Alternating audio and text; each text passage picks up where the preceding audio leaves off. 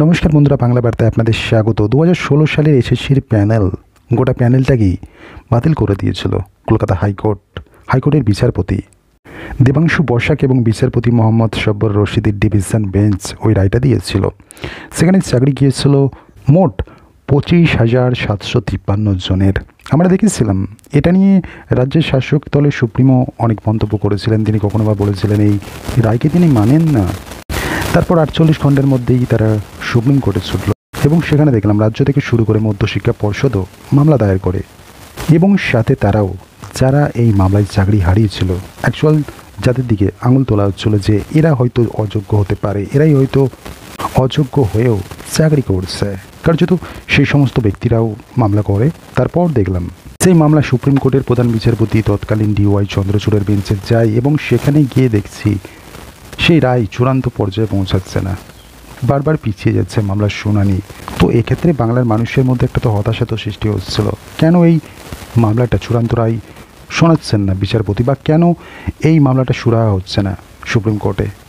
তারপর দেখলাম সুপ্রিম কোর্টের প্রধান বিচারপতি ডিওয়াই চন্দ্রচূড় অবসর নিলেন এবং তার পরবর্তী সুপ্রিম কোর্টের প্রধান বিচারপতি হিসাবে শপথ গ্রহণ করলেন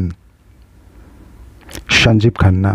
এবং স্বাভাবিকভাবেই যখন ডিওয়াই চন্দ্রচূড়ের আমলে এই সমস্ত মামলাগুলো, বাংলার যে সমস্ত মামলাগুলো ঝুলে রয়েছিল, কার্যত বাংলার মানুষের একটা হয়তো আস্থা জন্মেছে যে হয়তোবা এই যে নতুন বিচারপতি এলেন, এই বিচারপতি এই সমস্ত মামলাগুলো সুরাহা করে দেবেন বা খুব শীঘ্রই এই মামলাগুলি চূড়ান্ত রায় শোনানো হবে।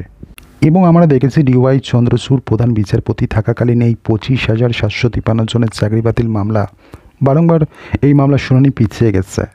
তো আবারও এই যে নতুন সুপ্রিম কোর্টের প্রধান বিচারপতি, তার বেঞ্চেই আবারও পিছিয়ে গেল এই যে চাকরি বাতিল মামলা।